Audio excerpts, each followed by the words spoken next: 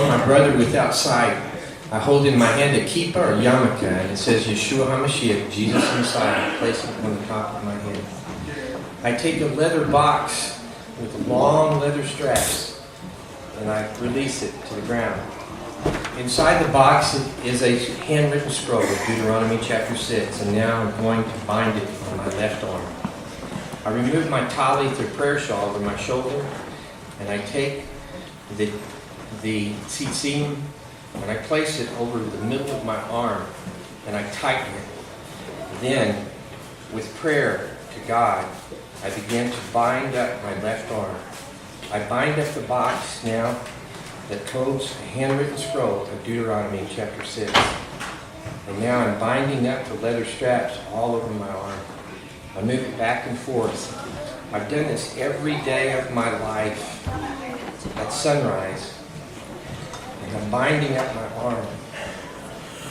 I'm binding it up. And I take my fingers and spread my fingers. I bind up my two left fingers, my two middle fingers, my thumb. I am now bound.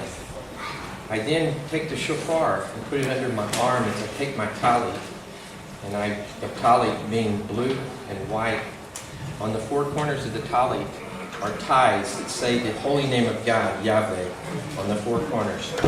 There are stripes on it which represents the temple of God. The blue represents the holiness of God. I raise it and I look at it and I read the words, Baruch Shana Torah Le'mo Israel, blessed is the Lord God who gives the Torah to Israel. I swing it over the shoulder. Place it over my side. Now the temple of God, or the tabernacle, is around me. I begin to pray and I thank God in the Hebrew language. And then I raise the talit over my head to symbolize going within the temple. Get on up there with the kiddos are. You guys know where to go. Oh. Wait over there. And now I'm in the temple, the tabernacle. The talit is raised. The shofar.